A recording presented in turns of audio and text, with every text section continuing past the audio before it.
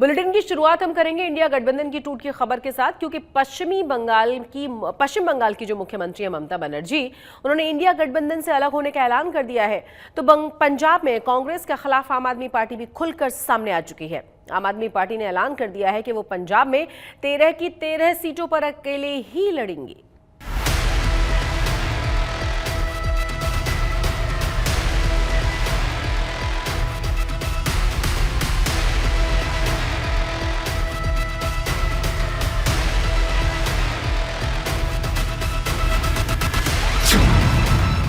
India गठबंधन बचेगा या टूटेगा?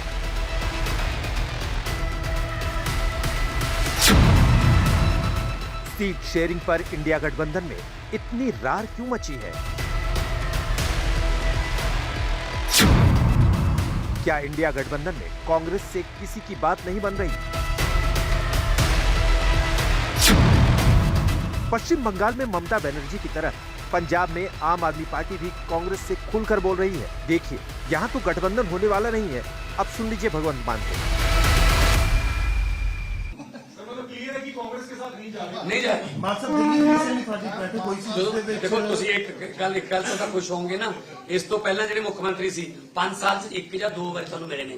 ਹੁਣ ਜਿਹਦੇ ਤੇ ਥੋੜੇ ਸਵਾਲ ਨਹੀਂ ਖਤਮ ਹੁੰਦੇ, ਮੈਂ ਉੱਠਦਾ ਨਹੀਂ। ਇਹਦਾ ਮਤਲਬ ਸੱਚੇ ਆ, ਦਿਲ ਤੋਂ ਸੱਚੇ, ਕਿਸੇ ਸਵਾਲ ਤੋਂ ਭੱਜਦੇ नहीं। पंजाब में आम आदमी पार्टी ने अकेले चुनाव लड़ने की घोषणा कर दी है।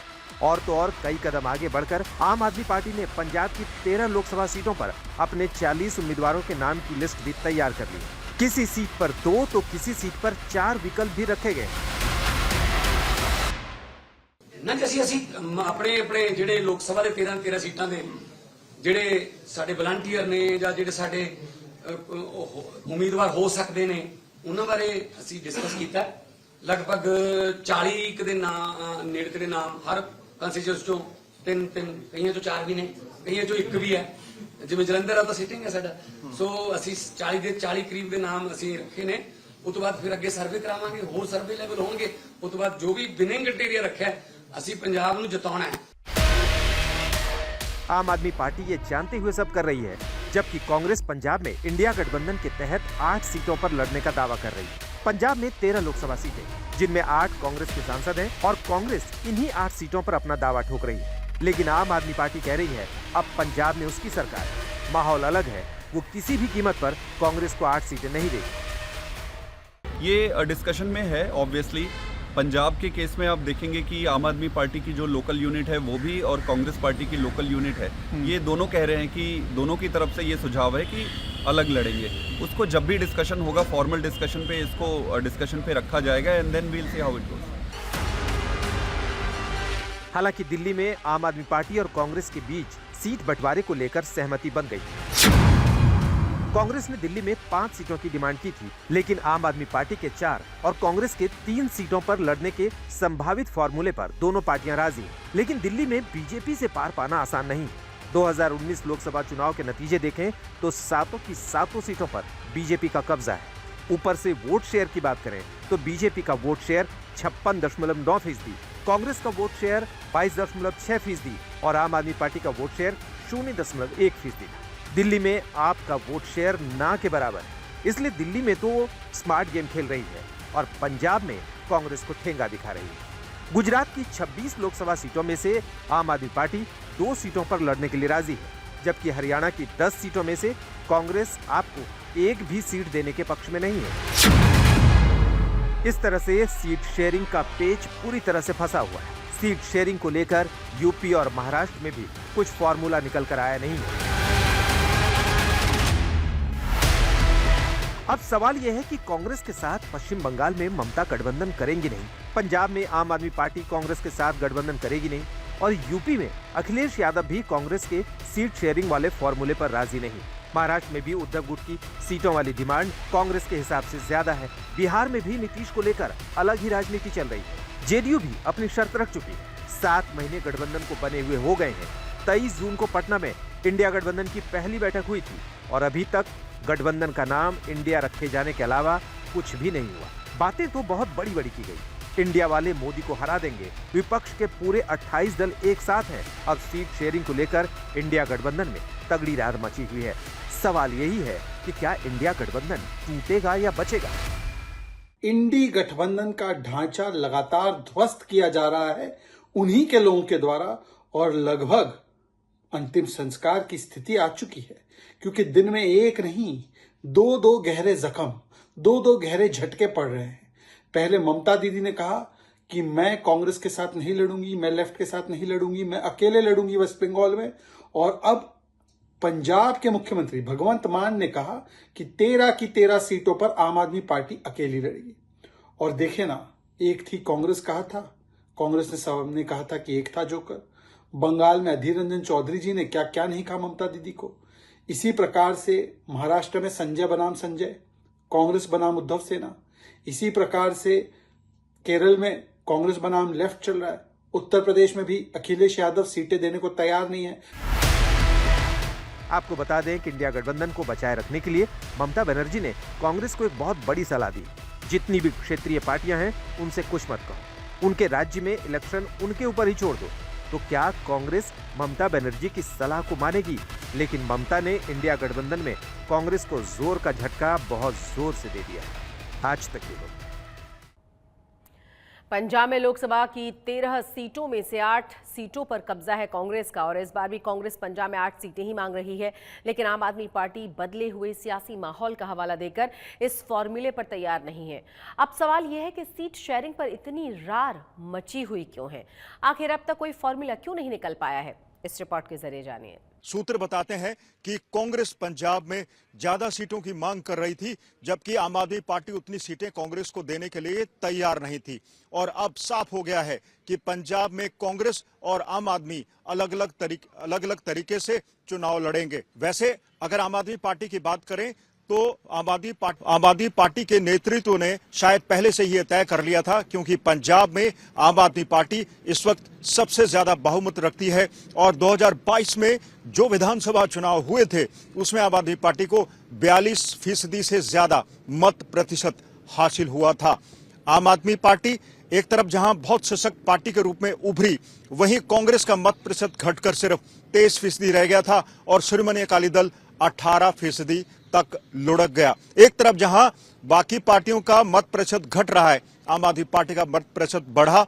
2019 की तुलना अगर करें तो 2019 में आम आदमी पार्टी सिर्फ 1 सीट जीत पाई थी, जबकि कांग्रेस ने 7 सीटें जीती थी। और वहीं भारतीय जनता पार्टी और शिरोमणि अकाली दल ने 2-2 सीटें जीती थी और 1 सीट शिरोमणि अकाली दल अमृतसर ने जीती थी। इन्हीं 7 सीटों को सामने रखकर अब कांग्रेस ज्यादा सीटों की मांग कर रही थी, लेकिन वहीं आम आदमी पार्टी के नेता भी अड़े हुए थे कि उनके पास वोट प्रतिशत ज्यादा है, इसलिए वो कांग्रेस को ज्यादा सीटें नहीं दे सकते। यही कारण है कि इन दोनों पार्टियों का गठबंधन नहीं हो पा रहा है। हालांकि पंजाब के मुख्यमंत्री भगवंत मान ने अब एक तरह से साफ कर दिया है कि गठबंधन नहीं होगा, लेकिन अभी आम आदमी पार्टी हाईकमान की तरफ से इस गठबंधन को लेकर कोई जो घोषणा है अभी होनी बाकी है। लेकिन संकेत साफ है, संदेश साफ है, शक की कोई गुंजाइश नहीं है कि अब पंजाब में कांग्रेस को झटका मिल गया है और यह झटका दिया है आम आदमी पार्टी ने, जो कांग्रेस के साथ ज्यादा सीटें साझा करने के लिए तैयार नहीं है। अब सवाल ये उठता है कि अगर आम आदमी पार्टी और कांग्रेस का गठबंधन नहीं होता है तो उनके जो वोट हैं वो इधर उधर खिसक सकते हैं। आम आदमी पार्टी से जुड़े सूत्रों ने भी बता दिया है कि 40 से ज्यादा उम्मीदवारों की लिस्ट उनके पास आ चुकी है। कई जगहों पर 10-10 उम्मीदवार भी हैं। अब इन उम्मीदवारों की भी बाकायदा सूची बनाई जाएगी, उसकी जांच होगी, स्क्रीनिंग होगी और उसके बाद एक सर्वे किया जाएगा कि कौन सा उम्मीदवार विनेबिलिटी रखता है, कौन सा उम्मीदवार दमदार है, उसको आखिर चुनाव में लड़ने का टिकट दे दिया जाएगा। सो कुल मिलाकर अब तलवारें खिंच गई है। 2024 के लिए मैदान खुला है और अब पार्टियां एक एक करके चुनाव के मैदान में डट रही हैं। गठबंधन की राजनीति फिलहाल पंजाब में फलती फूलती नजर नहीं आ रही है। वहीं एक और पहलू यह भी है कि शिरोमणि अकाली दल भी खुद को ऑर्गेनाइज करने में लगा हुआ है। हालांकि 2022 में उसका मत प्रतिशत गिरकर 18% रह गया था। पिछले बाकी चुनावों को अगर हम सामने रखें तो यह लगातार लुढ़क रहा है, लेकिन अब शिरोमणि अकाली दल भी खुद को गियर अप कर रहा है, मजबूत करने में लगा हुआ है, नाराज नेताओं को मनाने में लगा हुआ है ताकि दूसरी पार्टियों को टक्कर दे सके। लेकिन वही शिरोमणि अकाली दल भी अब तीसरी मजबूत पार्टी पंजाब में है, ये भी गठजोड़ की तलाश में है। गठजोड़ होता है नहीं होता है बाद में तय होगा, लेकिन दो बड़ी पार्टियां आम आदमी पार्टी और कांग्रेस के बीच में फिलहाल ये गठबंधन नहीं हो रहा है। पंजाब में कांग्रेस पार्टी पहले से ही अपना चुनावी अभियान तेज कर चुकी है। आज पंजाब कांग्रेस की लीडरशिप जालंधर पहुंची, जहां स्थानीय नेताओं के साथ चुनावी रणनीति पर मंथन किया गया।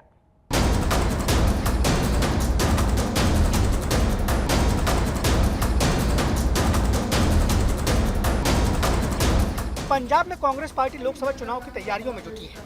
ताबड़तोड़ बैठकों का दौर जारी है। पंजाब कांग्रेस की पूरी लीडरशिप के साथ पंजाब प्रभारी देवेंद्र यादव अलग अलग जिलों का दौरा कर रहे हैं। सीधे स्थानीय नेताओं और कार्यकर्ताओं के साथ चुनावी रणनीति पर मंथन करने में लगे हैं। पटियाला और संगरूर के बाद आज पंजाब कांग्रेस की लीडरशिप जालंधर पहुंची। यहाँ बूथ लेवल के कार्यकर्ताओं से लेकर जिला अध्यक्ष तक से बातचीत की गई। छोटे बड़े सभी नेताओं से फीडबैक लिया गया। इस दौरान कांग्रेस इंचार्ज देवेंद्र यादव ने सभी नेताओं और कार्यकर्ताओं का हौसला बढ़ाया। व्यवस्थित तरीके से, बहुत ही अच्छे तरीके से आप लोगों ने अपनी बातें यहाँ पर रखी। मैं आपकी बातों से पूरी तरीके से सहमत हूँ और जो बातें यहाँ पर चर्चा हुई, कांग्रेस का वर्कर है जो बूथ पे मजबूती के साथ खड़ा है, वो कहीं ना कहीं क्या महसूस करता है, क्या परेशानियां उसके सामने हैं, उन सभी के बारे में आप लोगों ने चर्चा की। मैं आपकी बातों को बहुत हद तक बहुत सहमत हूँ और ये वादा भी करता हूँ कि जो बातें आज आप लोगों ने यहाँ रखी हैं उसको पूरा सम्मान दिया जाएगा। देवेंद्र यादव अलग अलग लोकसभा क्षेत्रों में जाकर कांग्रेसियों को एकजुट करने की कोशिश करने में लगे हैं, लेकिन उनके इस अभियान में नवजोत सिंह सिद्धू कहीं नजर नहीं आते हैं। कांग्रेस नेताओं की नाराजगी के बावजूद उन्होंने पार्टी के कार्यक्रम से दूरी बना रखी है।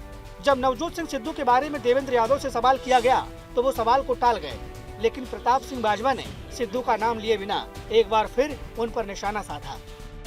जे ते ਅਸੀਂ डिसिप्लिन कर लवांगे, पार्टी एक लाइन में कर लवांगे तो रिजल्ट अच्छे रहे। ਤੇ ਜੇ ਹੀ ਤੌਰ ਤਰੀਕਾ ਚੱਲਦਾ ਰਿਹਾ ਜਿਹੜਾ ਚੱਲਦਾ ਇਸ ਟਾਈਮ ਚੱਲ ਰਿਹਾ ਤੇ ਲੋਕਾਂ ਨੂੰ ਆਸਾਂ ਉਮੀਦਾਂ ਤੁਹਾਡੇ ਤੋਂ ਹੈ ਨਹੀਂ, ਤੁਸੀਂ ਨਵੇਂ ਜੇ ਤੇ ਇਸ ਗੱਲ ਨੂੰ ਤੁਸੀਂ ਇੱਕ ਲੜੀ ਵਿੱਚ ਪਰੋਗੇ ਤੇ ਰਿਜ਼ਲਟ ਠੀਕ ਰਹੇਗਾ। ਅਦਰਵਾਈਜ਼ ਇਹ ਜੋ ਸਾਡੇ ਨਾਲ ਬਾਈਚ ਹੋਇਆ ਉਹਦਾ ਵੀ ਕਾਰਨਾਮਾ ਹੀ ਬੇਸਿਕਲੀ ਇਹ ਸੀ। ਲੋਕ ਕਹਿੰਦੇ ਸੀ ਇਹਨਾਂ ਨੂੰ ਵੋਟ ਕੀ ਬਣ, ਇਹਦੇ ਆਪਸ ਵਿੱਚ ਇਕੱਠੇ ਨਹੀਂ। लोगों को हुण बहुत सारी अल्टरनेटिव बोल गए, किसी टाइम पे काम चली जाता। नवजोत सिंह सिद्धू लगातार अपनी ही पार्टी में नेताओं के निशाने पर है। यहाँ तक कि कांग्रेस नेता हाईकमान से भी सिद्धू की शिकायत कर चुके हैं, लेकिन आला कमान ने एक्शन लेने की बजाय पंजाब चुनाव समिति में शामिल करके सिद्धू का कद बढ़ा दिया है। आज तक ब्यूरो। नवजोत सिंह सिद्धू आज करतारपुर साहिब के दर्शन करने के लिए पाकिस्तान के लिए रवाना हुए हैं और इस मौके पर उन्होंने कहा है कि वो शांति और आपसी भाईचारे का संदेश लेकर जा रहे हैं। इसके अलावा नवजोत सिंह सिद्धू ने राज्य सरकार से सभी बुजुर्गों को करतारपुर साहिब के दर्शन कराने की भी अपील की है। नवजोत सिंह सिद्धू ने और क्या कहा है, सुनिए। इत्थे मैं दो मुल्कां दी गल ही करना है, नहीं मैं इस जहान दे पीस दी गल करना है।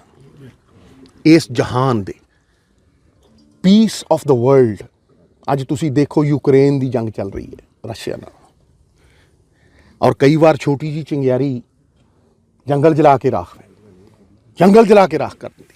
हल टेबल ते निकलणगे, हल प्यार मुहब्बत नाल एक कदम अगे वध के एक कदम पिछे हो के निकलणगे। इस करके मैं चाहना, मेरी एक ख्वाहिश है, मेरी ये तमन्ना है, क्योंकि अमन मान जिथे होएगा, जिथे जिंदगी का मुल होएगा, कि असली पुन उदों मिलना है जदों सत्थां च बैठे वो लोग हैं जड़े बाबे नूं ध्याउंदे है।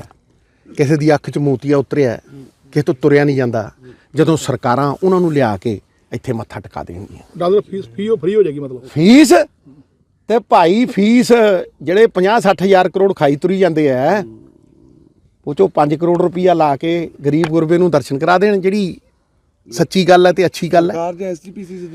मैं की कहना, कोई पहल करे, इदों वड्डा किहड़ा काज है।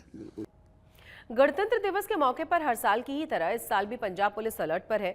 सुरक्षा चाक चौबंद है और जिसके तहत जगह जगह चेकिंग अभियान चलाया जा रहा है। इसके अलावा रेलवे स्टेशन और बस अड्डों पर भी संदिग्धों की निगरानी की जा रही है।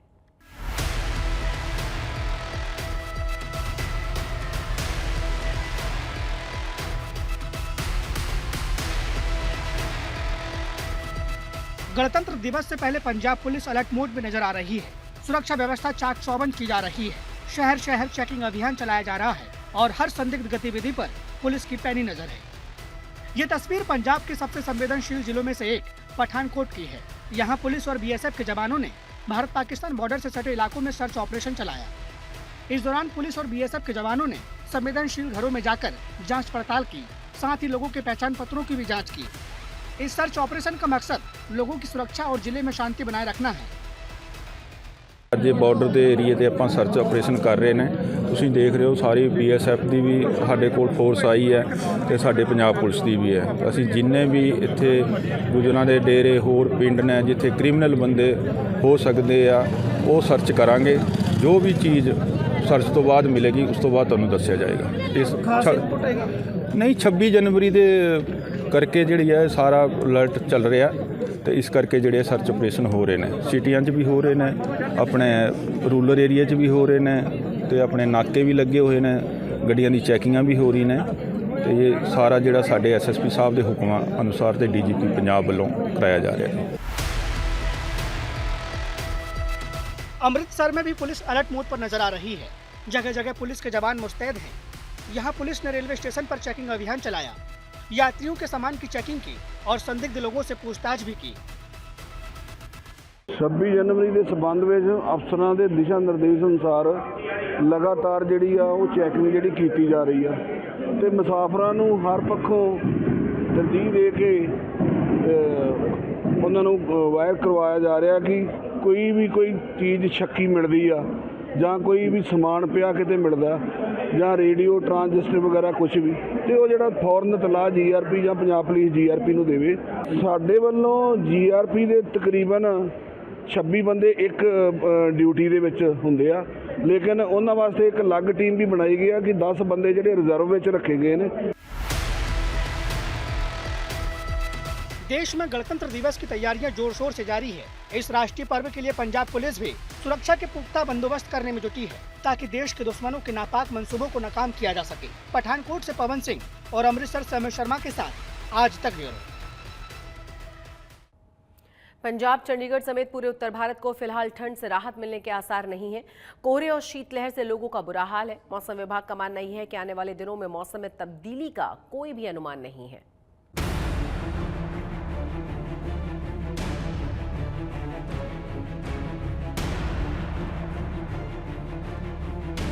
फिजाओं में कोहरे और सर्द हवाओं का राज है। कड़ाके की ठंड और कोहरे से लोगों का बुरा हाल है।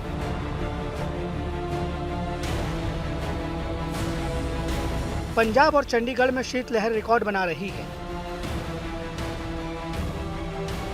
तो कोहरे की वजह से सड़कों पर लोगों को काफी परेशानियों का सामना करना पड़ रहा है और इस हाल कांपा देने वाली ठंड से फिलहाल राहत मिलने की उम्मीद नहीं है। जो मिनिमम टेम्परेचर है वो भी बहुत जगह जो है आपको 4 डिग्री नीचे चला गया है, 4 डिग्री सेंटीग्रेड से नीचे चला गया है और बहुत जगह अपने नॉर्मल से भी आपको 4.5 डिग्री नीचे चला गया है। यही कारण है कि cold day, severe cold day और ये कोल्ड वेव के कंडीशंस आपको हरियाणा, पंजाब और चंडीगढ़ में ऑब्जर्व किए जा रहे हैं।